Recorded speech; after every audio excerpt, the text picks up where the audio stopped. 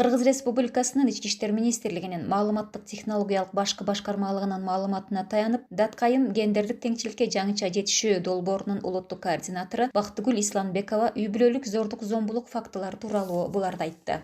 ИИМдин маалыматы боюнча 2019-жылдын январь айынан март айына чейинки убакыттагы тастыкталган үй бүлөлүк зордук зомбулук менен быйылкы ошол эле 20-жылдагы ошол учурду салыштырып көрсөк, быйыл 65%га өскөн. Көп эле учурда аялдар 24 саат бою агрессордун жанында болууга дуушар болуп, үй бүлөлүк зомбулукка кабылышканда алардын жардамга кайрылууга мүмкүнчүлүгү жок болуп жатат.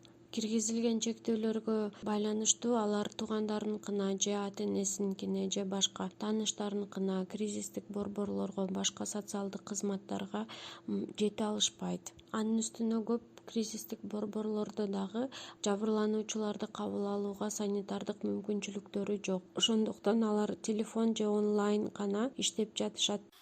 Гендердик эксперт Бактыгүл Исламбекова аялдарды үй бүлөлүк зомбулуктан коргоо үчүн коопсуз жайлар уюштурулуп, андай кызматтарды мамлекет колдоого алышы зарыл деген оюн айтты. Үй бүлөлүк зомбулукту алдын алуу үчүн өкмөт тарабынан токтоосуз чаралары көрүлүшү керек. Азыркы кырдаал учурунда ички иштер органдарынын кызматкерлери үй бүлөлүк зомбулук учурларын кылдаттык менен иликтеп, чараларды кабыл алуусу керек. Карантинде дайыма үйдө отурууга мажбур болуунун жыйынтыгында үй бүлөлүк зомбулуктун саны канчалык деңгээлде өскөнү тууралуу баяндадык.